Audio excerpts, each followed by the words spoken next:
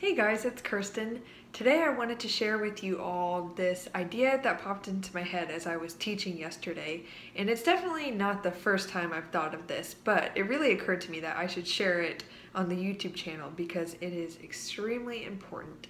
What I want to talk to you guys about is the prevalence of the victim mentality in the ballet world, but also just in normal life. It's not just ballerinas that are plagued by this, but I find that when a person is really striving to achieve something that is huge, like a career in ballet or just trying to get as far as they can, anyone who takes a very difficult task seriously should really consider this. And you should ask yourself, is your inherent belief is that everything around you contributes to your end result?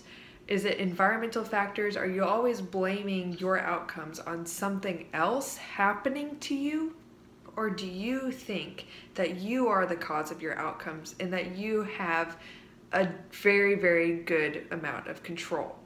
So obviously we're not in control 100% of the time. We never can, and we don't want to be control freaks in our life because that's also very unhealthy.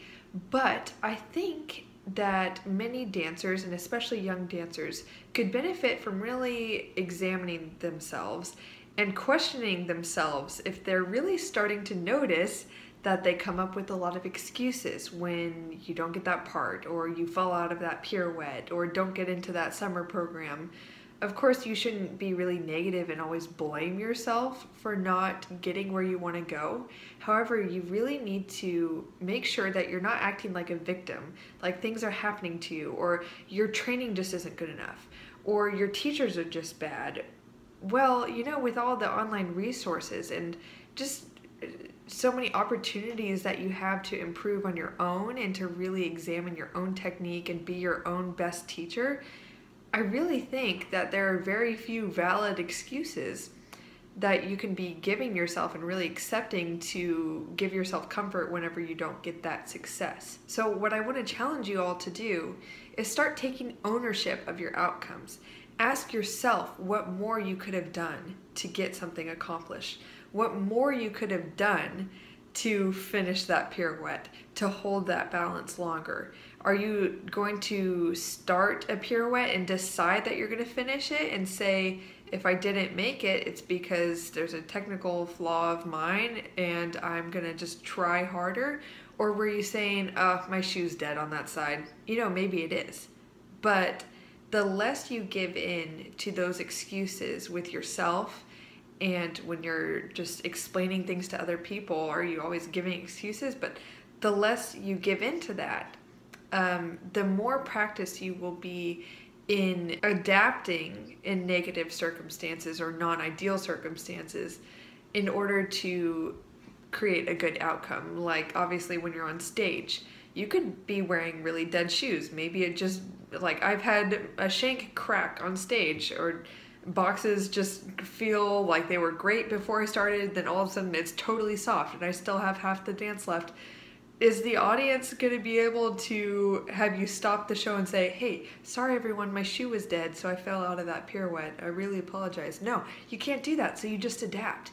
Don't wait till those situations where you don't have an alternative to adapt. Practice that adaptation and that ownership of what you could pour into your work to make it better in daily class. And I think that is really the best way to eliminate the victim mentality and stop creating excuses in your daily work that hold you back over time. I truly believe that blaming your outcomes on others or your circumstances can provide comfort. However, I think it's the biggest inhibitor of personal progress, because the faster you can identify your own weaknesses or blind spots in your training, the faster you could take ownership of them and find a way to fix that and just move forward. And I hope that if you adopt this frame of mind, that you'll also find that it is so rewarding, and it also just helps me to not see other people or my circumstances in a negative light, because anything that bad that happens that is not very good,